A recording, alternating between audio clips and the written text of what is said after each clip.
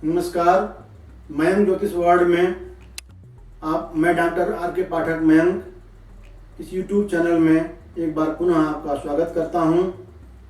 बहुत से मित्र हमारे, बहुत से दर्शक ये प्रश्न करते रहते हैं कि पंडित जी हमें किस देवता की पूजा करनी चाहिए अथवा किस देवी की पूजा करनी चाहिए, हमारे इष्ट देवता कौन से हैं, या किनकी हम पूजा करें, किनकी पूजा न करें, या सबकी पूजा हम कैसे कर सकते हैं। इस विषय में लोग प्रश्न पूछते रहते हैं।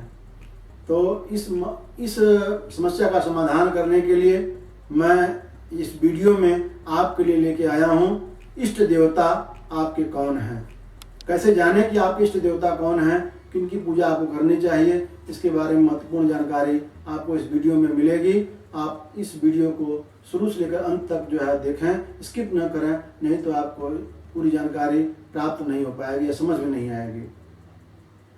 जन्म कुंडली के आधार पर इष्ट देवता का निर्धारण किया जाता है।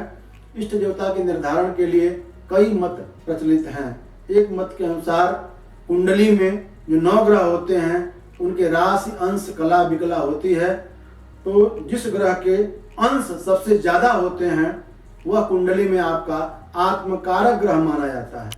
तो आत्मकारक ग्रह जो हों उस ग्रह की पूजा करनी चाहिए या उस ग्रह के अनुसार देवता की पूजा करनी चाहिए, एक मत ये है। लेकिन यह मत सर्वमान्य नहीं है।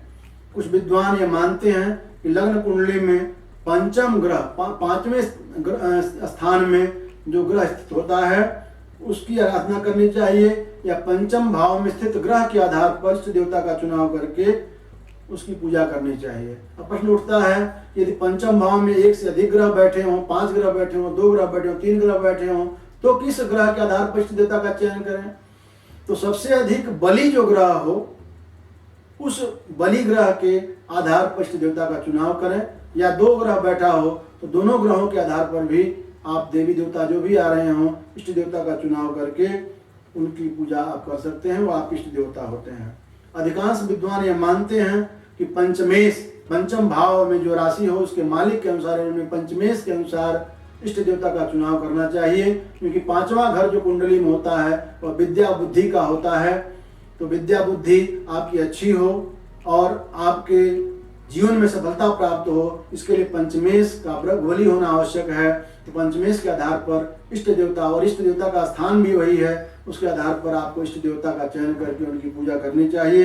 वहीं कुछ लोग ये मानते हैं कि भाग्य बहुत स्थान महत्वपूर्ण होता है, तो भाग्य का जो स्वामी ग्रह है उसके आधार पर इष्ट देवता का चुनाव करके आपको पूजा करनी चाहिए।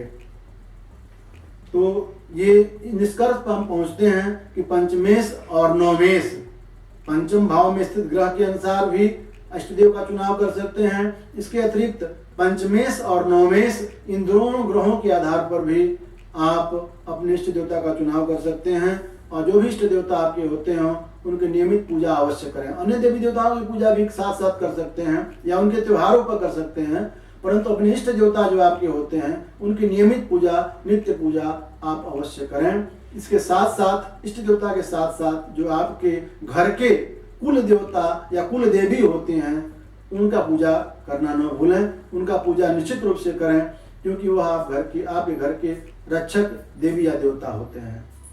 तो इस प्रकार से जो आपके इष्ट देवता कौन से होते हैं उनके बारे में, उनकी पूजा किसकी करनी चाहिए, इसकी जानकारी मैंने इस वीडियो में आपको दी है।